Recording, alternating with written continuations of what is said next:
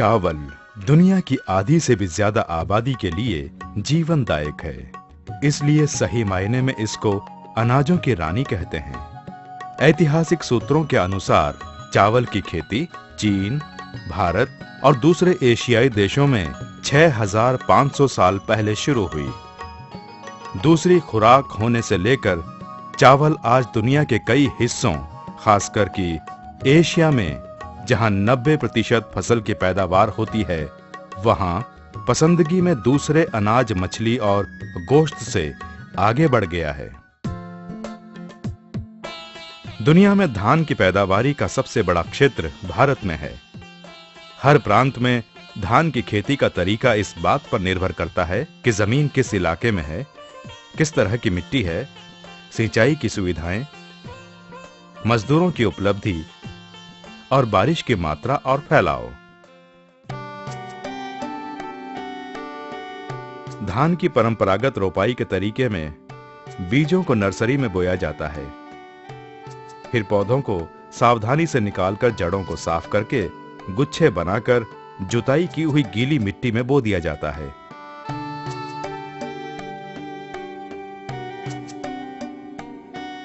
हाथ से रोपाई का काम मुश्किल और थकाने वाला है। धान की खेती में कई घंटे झुककर काम करते हुए हजारों पुरुष एवं स्त्री की परिस्थिति कई पीढ़ियों से भारत के कृषि क्षेत्रों का एक दर्दनाक हिस्सा है। हाल ही में खेती के मजदूरों का फैक्ट्रियों और दूसरे कामों की ओर रुख करने से रोपाई के समय मजदूरों की काफी कमी महसूस होने लगी है। नई तकनीकों और कृषि क्षेत्र में विकास के कारण हाथ से रोपाई की जगह मशीन ले रही है और इसके लिए VST शक्ति धान रोपाई मशीन एक बेहतर उपाय है।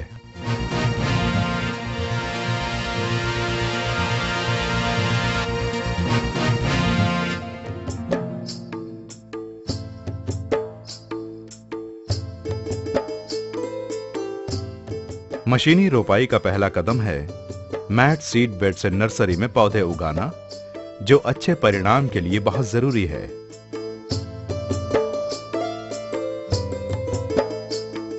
मशीनी तरीके के साथ 1 एकड़ खेत की बुआई करने के लिए आमतौर पर 15 से 20 किलोग्राम अच्छा बीज काफी होता है और हाथ से रोपाई के लिए 30 किलो बीज की जरूरत पड़ती है।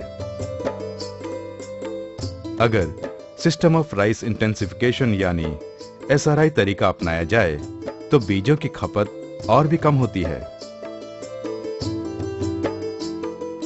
बुआई के पहले अंकुरित बीजों की तैयारी का खास महत्व है। एक बर्तन में साफ पानी लेकर उसमें बीजों को डालकर धीरे से हिलाएं। खाली और आधे भरे धान जो ऊपर तैरते हों निकाल दें। बेहतर बीजों को बोरी में भर लें। फिर बोरी को 24 घंटे के लिए पानी में भिगोकर रखें।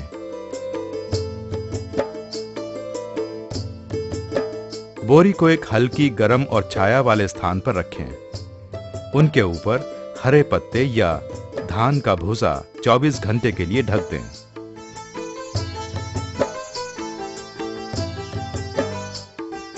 अंकुरित होने का समय तापमान पर निर्भर है। जब बीज अंकुरित हो जाए और जड़ें 2 से 3 मिलीमीटर लंबी हों, तब बुआई के लिए तैयार है।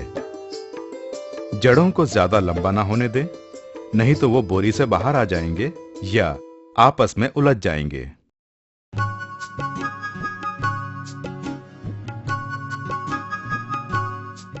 मशीनी बुआई में 1 एकड़ की रोपाई के लिए 1.2 मीटर चौड़ी और 10 मीटर लंबी 2 बीजों की क्यारियां चाहिए। नर्सरी की क्यारी को ठीक तरह से समतल कर लें ताकि बीज बुआई के लिए सब तरफ बराबर मोटाई रहे। पानी देने एवं निकलने के लिए बीजों की कतारों के बीच नालियां बना दें। आमतौर पर गोबर खाद या वर्मी कंपोस्ट 1:3 के अनुपात से मिट्टी में मिलाया जाता है। अगर चिकनी मिट्टी हो तो 1 भाग रेत, 1 भाग गोबर खाद या वर्मी कंपोस्ट 3 भाग मिट्टी में अच्छी तरह मिलाया जाता है। इस मिश्रण में कंकर या पत्थर नहीं होने चाहिए। तैयार क्यारी के ऊपर एक पतली पॉलीथीन की चादर बिछा दें। 21 सेंटीमीटर चौड़ाई, 55 सेंटीमीटर लंबाई व 2 सेंटीमीटर ऊंचाई वाले फ्रेम इस चादर के ऊपर रख दें। मिट्टी के मिश्रण को इसके बीच में भरें। ऊपरी छोर तक सब तरफ बराबर फैला दें। फ्रेम इस्तेमाल करने का मकसद है बीजों की बचत करना, पौधों की चादर को आसानी से निकालना और सीड बेड की ऊंचाई 2 सेंटीमीटर की बनाए रखना। अगर ऊंचाई ज्यादा होगी तो रोपाई ठीक नहीं होगी।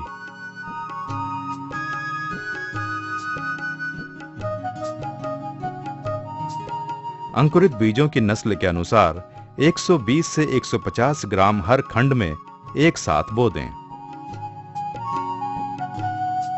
अंकुरित बीजों का बहुत ख्याल रखना चाहिए क्योंकि कोमल जड़ें टूट सकती हैं।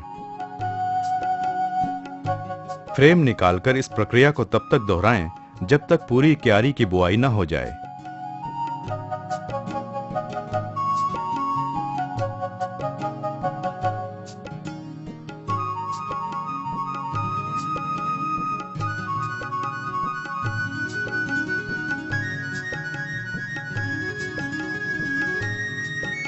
बीजों की क्यारी को घास के भूसे से ढक दें ताकि बारिश की छींटों से और चिड़ियों से सुरक्षित रहें। मौसम के अनुसार 3-4 दिन तक दिन में 2 से 3 बार रोज कैन से सीड बेड को पानी दें। सीड बेड को कभी सूखने न दें। चौथे दिन जांच कर लें कि इनका उगना काफी अच्छा है और क्या नर्सरी हरी भरी लगती है। 2 से 2.5 सेंटीमीटर ऊंचाई के पौधे नजर आने चाहिए। अब धान के भूसे को हटाकर पानी भर दें। पानी का लेवल सीड बेड के ऊपर से 2 सेंटीमीटर या पौधों की आधी ऊंचाई तक ही रखें।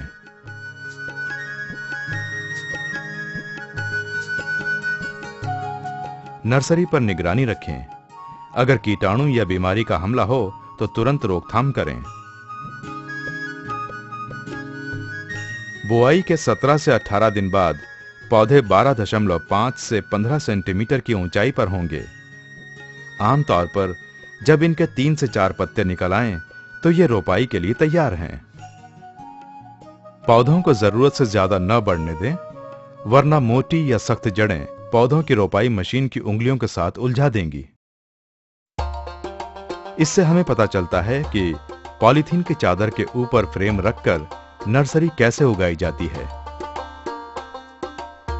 और भी तरीके हैं, जैसे पॉलीथीन की चादर पर बिना फ्रेम रखे,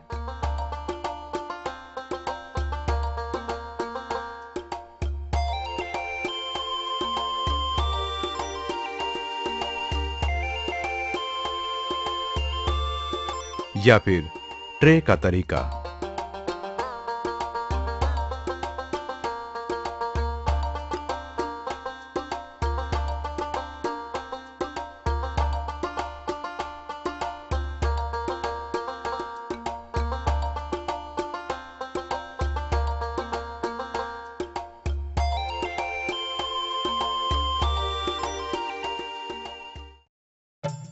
रोपाई करने के लिए खेत की अच्छी तरह तैयारी करना जरूरी है। खेत में कंकड़ पत्थर नहीं होने चाहिए। ट्रांसप्लांटर से अच्छा काम लेने के लिए तकरीबन 10 से 15 सेंटीमीटर गहराई की जुताई होनी चाहिए। चिकनी मिट्टी में पावर टिलर या रोटावेटर फिट किया हुआ ट्रैक्टर इस्तेमाल करें। जब खेत तैयार हो रहा हो तो रोपाई से बस 6 से 12 घंटे पहले नर्सरी बेड में से पानी निकाल दें।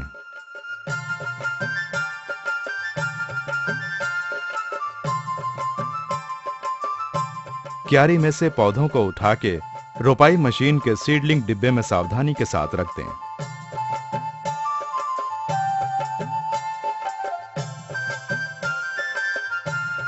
जिस दिन बेड से पौधे निकालें, रोपाई उसी दिन करना जरूरी है।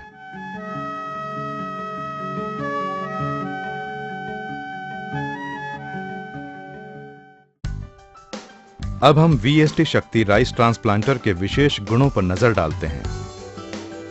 यह अपने आप चलने वाली राइडिंग टाइप मशीन है जो एक ही बार में 8 क्यारियों में एक साथ रोपाई कर सकती है। हल्का वजन, 4 HP डीजल इंजन। इसमें खेती के काम करने के लिए लोहे के पहिए हैं और सड़क पर चलने के लिए टायर हैं। यह मैट और ट्रे नर्सरी दोनों में काम आ सकती है। आसानी से इस्तेमाल होती है। पौधे से पौधे की दूरी 10 सेंटीमीटर से लेकर 23 सेंटीमीटर तक बदल सकते हैं। क्यारी से क्यारी की दूरी है 23.8 सेंटीमीटर। अच्छे परिणाम के लिए ध्यान रखें, नर्सरी की क्यारी एकदम समतल होनी चाहिए। क्यारी में पत्थर नहीं होने चाहिए और ऊंचाई 2 सेंटीमीटर से ज्यादा नहीं होनी चाहिए। क्यारी कभी सूखनी नहीं चाहिए। नर्सरी पर यूरिया ना छिड़कें।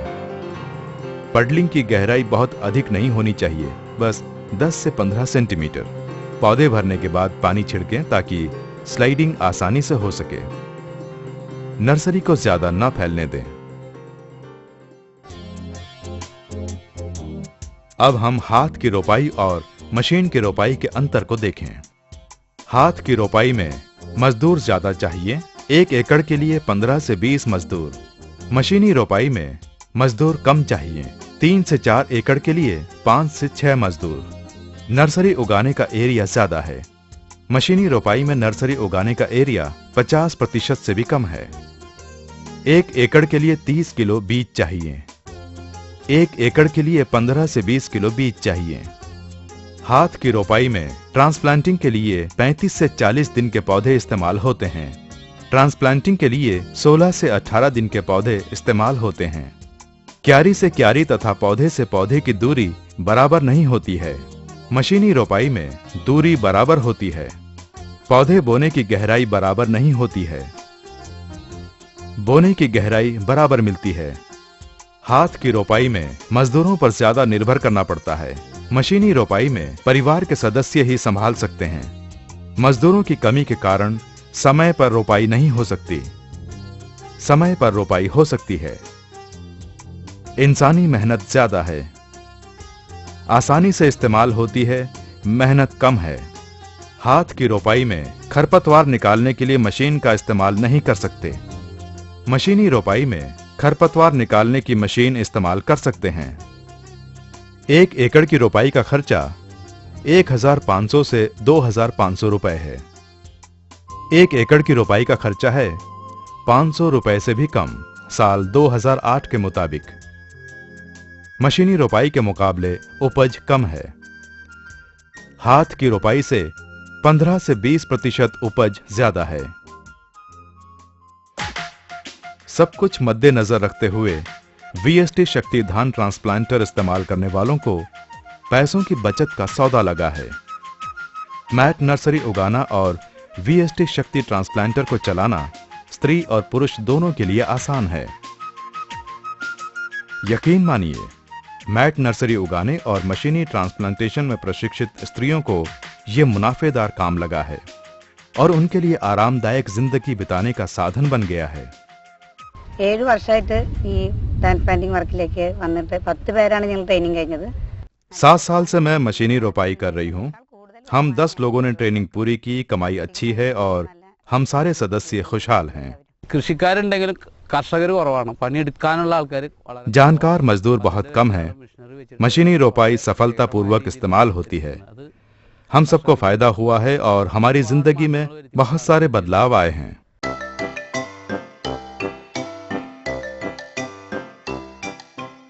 यह हैरानी की बात नहीं कि अनुसंधानिक वैज्ञानिकों व परीक्षण संस्थानों और किसानों ने VST राइस ट्रांसप्लांटर की सराहना की है। VST राइस ट्रांसप्लांटर की कार्यक्षमता की जांच पड़ताल देश के प्रसिद्ध कृषि विश्वविद्यालयों और शोध संस्थानों ने की है। केरल के मन्नती में स्थित कृषि शोध संस्था ने यह साबित किया है कि मैट नर्सरी उगाने के तरीके के अनुसार वीएसटी शक्ति की मशीनी रोपाई से प्रति हेक्टेयर 1950 से 3500 रुपए तक की बचत होती है। It is a very labor friendly. ये एक मजदूर दोस्त और मेहनत कम करने वाली मशीन है, इसलिए इसको प्रोत्साहन देने की कोशिश कर रहे हैं, खासकर युवा पीढ़ी में। 10 साल की खोज करके हमने प्रशिक्षण के लिए पूरी योजना तैयार की है। अब किसान निश्चिंत है कि उसके खेत में 2 से 3 दिनों में रोपाई हो जाएगी, क्योंकि मदद के लिए मशीन है।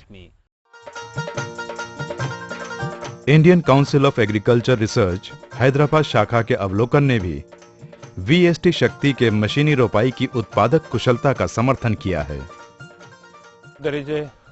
राइस ट्रांसप्लांटर को अमल में लाने के लिए कई मौके हैं और हम आचार्य एनजी रंगा एग्रीकल्चर यूनिवर्सिटी द्वारा इसको आंध्र प्रदेश के 8 जिलों में खरीफ के मौसम के दौरान प्रदर्शित कर चुके हैं। During this demonstration, when I was speaking to some of the farmers who came in to witness the demonstration, they have clearly told us that this प्रदर्शन देखने आए किसानों ने बताया कि अगर ये तरीका अपनाया जाए तो हम किसानों के लिए वरदान साबित होगा। इसका मतलब है कि किसान इस तरीके को अपनाने के लिए तैयार है। नर्सरी से लेकर हर स्तर तक आसान तरीके हैं, इसलिए मोटे तौर पर उन्हें लगता है कि इससे उनका खर्च घटेगा और रोपाई में बराबरी लाएगा, जिसकी वजह से फसल बढ़ेगी। 20 के बदले अब 5 लोगों से काम पूरा कराया जा सकता है। ज्यादा उपज के अलावा खरपतवार निकालने की मशीन भी इस्तेमाल कर सकते हैं, जिससे मजदूरी कम लगती है। ఇది కానీ గవర్నమెంట్ మాకు ఏదైనా సబ్సిడీ ఇచ్చి నేను ప్రోత్సహిస్తే कुछ रियायतें देकर सरकार किसानों को मशीन खरीदने के लिए और अधिक खेती करने के लिए प्रेरित कर सकती है। अब यहां से आगे क्या? बस वीएसटी टिलर्स ट्रैक्टर्स लिमिटेड को संपर्क करें। बढ़ती हुई भारतीय आबादी की खाने की सुरक्षा को समर्पित 100 साल से सफलतापूर्वक चलने वाला संगठन है वीएसटी ग्रुप। शुरुआत से ही इस ग्रुप का ध्यान कृषि क्षेत्र में मशीनी विकास पर रहा है। VST tillers tractors limited power tiller की शुरुआत करने वाला और सबसे बड़ा उत्पादक है और भारत में राइस ट्रांसप्लांटर लाने वाली पहली कंपनी है।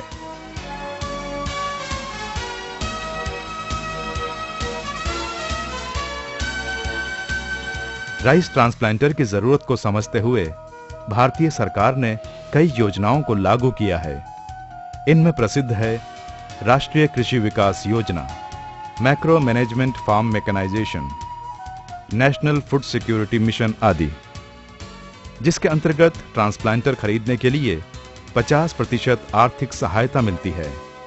वीएसटी शक्ति द्वारा भारत में राइस ट्रांसप्लांटर लाने के लिए कुछ खास संस्थानों ने सराहना की है, जैसे Indian council for agricultural research, central institute of agricultural engineering, Tamil Nadu कृषि विश्वविद्यालय, आचार्य एनजी रंगा कृषि विश्वविद्यालय, केरल कृषि विश्वविद्यालय, पंजाब कृषि विश्वविद्यालय और पश्चिम बंगाल कृषि विभाग आदि। इन संस्थानों ने मशीनी रोपाई अमल करने के लिए और एसआरआई पद्धति को लोकप्रिय बनाने के लिए वीएसटी को अपना सहयोगी चुना है। अधिक जानकारी के लिए www.vsttillers.com पर लॉग ऑन करें या हमारे नजदीक